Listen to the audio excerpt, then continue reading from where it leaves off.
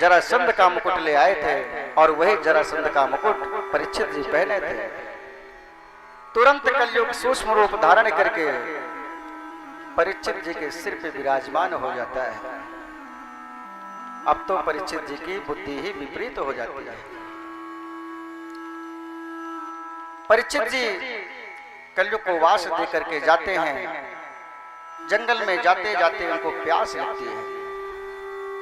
सोचते हैं कि अब मुझे पानी की जरूरत है, कहाँ जाऊं। थोड़ी दूर में देखते हैं कि एक छोटी सी कुटिया दिख रही है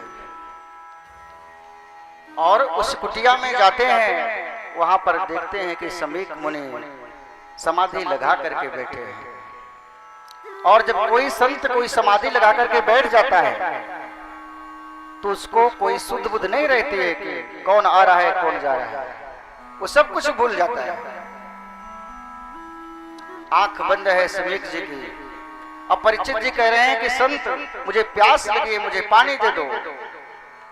अब सोचिए कलयुग का इतना बड़ा प्रभाव कि जो राजा भेष बदल बदल करके संतों के यहाँ जाते थे, संतों की सेवा करते थे, झाड़ू पोछा लगाते थे, क्योंकि राजा का कर्तव्य होता है संतों की सेवा करना। आज वही संत समीक मुनि के आश्रम में जा करके और कहते हैं कि संत मुझे प्यास लगी है, मुझे पानी दे दो।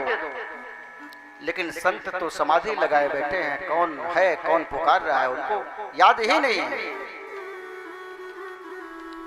जब कई बार मांगते हैं तो वही परीक्षित कह रहे हैं कि ये संत ढोंगी है, ढोंग करके बैठा है कि राजा आया है इसे पानी पिलाना पड़ेगा। क्रोधित हो जाते हैं। ये कलयुग का प्रभाव है। और देखते हैं कि थोड़ी दूर में एक मरा हुआ सर्प पड़ा है। अपने बाणों से उठा करके लाते हैं और समीक मुनि के गले में लपेट देते हैं। लपेट करके चले जाते हैं और समीक मुनि के पुत्र श्रृंगी ऋषि छोटे से हैं, नदी में स्नान कर रहे हैं। स्नान करके आते हैं और जब देखते हैं कि मेरे पिता के गले में कोई सर्प लपेट दिया है।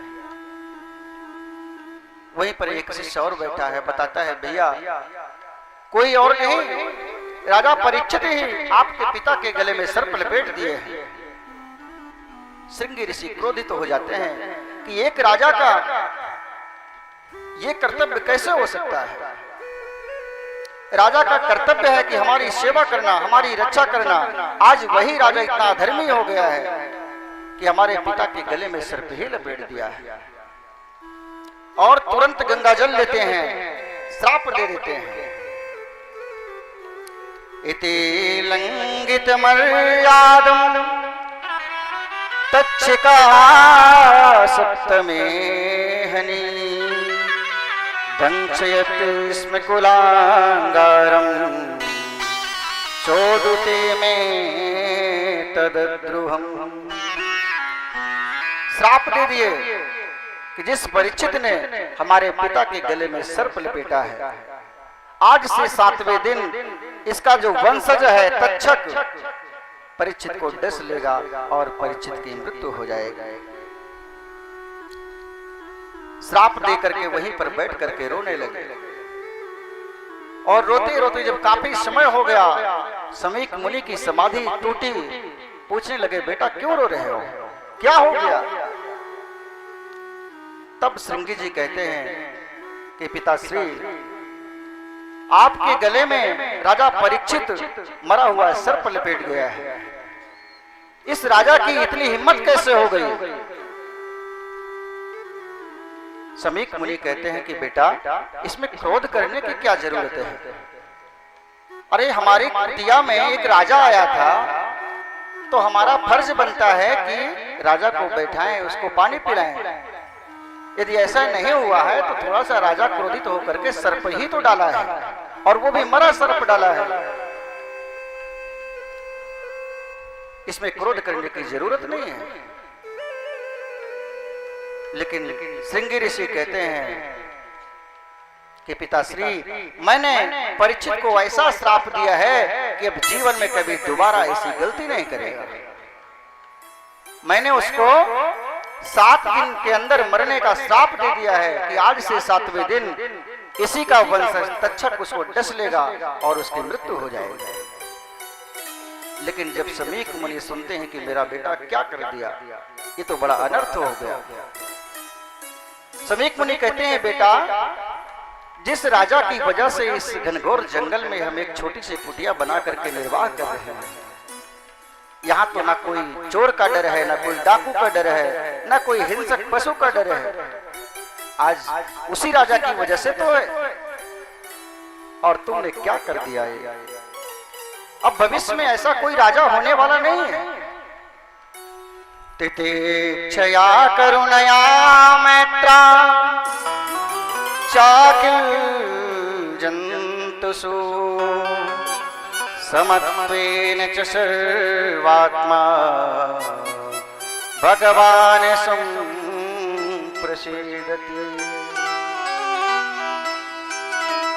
समीक मुनि कहते हैं बेटा, इतना करुणावान, इतना शीलवान राजा अब कभी होने वाला नहीं है, क्योंकि राजा परीक्षित धर्म की ही मूर्ति है। उनके राज्य में ना कोई चोरी होती है, ना कोई डाकू होते हैं, और गाय अपने आप दुग्ध देती है, दुहने की जरूरत नहीं हो रही। बेटा तुमने ये क्या कर दिया। और तुरंत अपने शिष्य गौरमुख को बुलाते हैं, जाकर के कहते हैं कि जाकर के परीक्षित को बता दो कि आज से 7वें दिन तुम्हारी मृत्यु होने वाली है, कोई उपाय कर लो।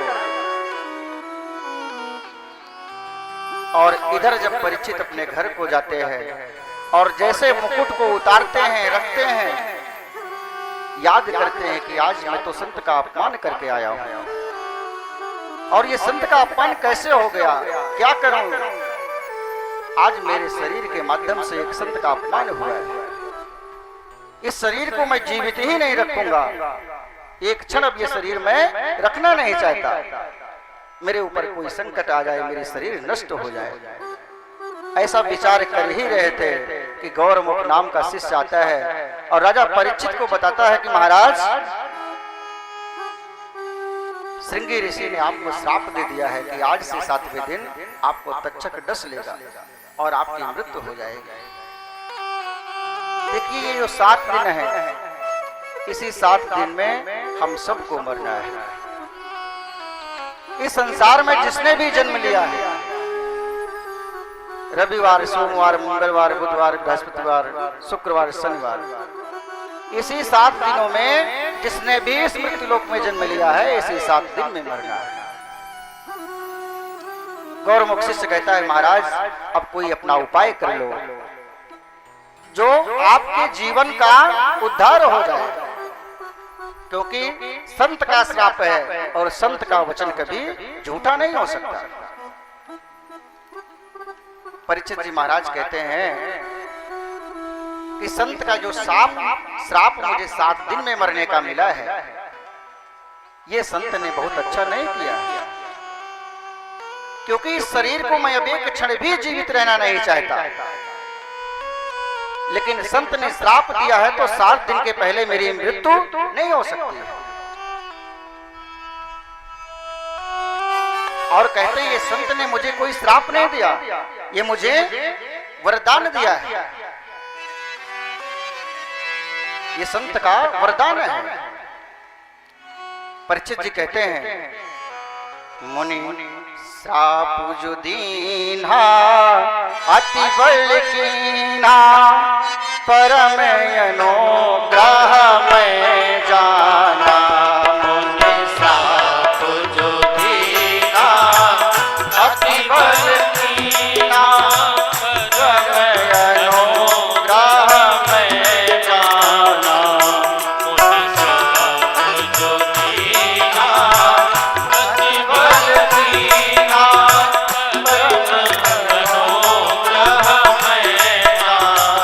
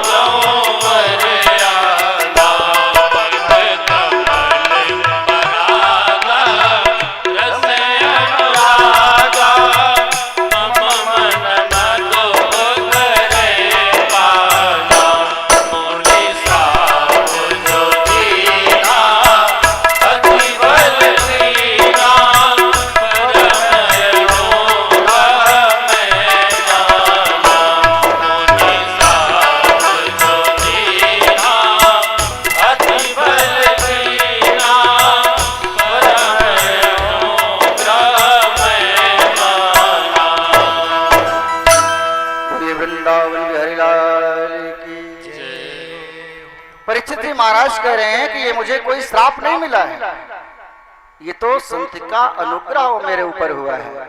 लेकिन संत ने 7 दिन के बाद मुझे मरने का जो श्राप दिया है, ये थोड़ा सा ठीक नहीं हुआ है, क्योंकि ये शरीर में एक क्षण भी जीवित नहीं रहना चाहता हूं, और 7 दिन के पहले अब मेरी मृत्यु नहीं होने वाली है। तुरंत परीक्षित जी अपने पुत्र जन्मेजय को बुलाते हैं और जन्मेजय को गद्दी पर बैठा करके उनको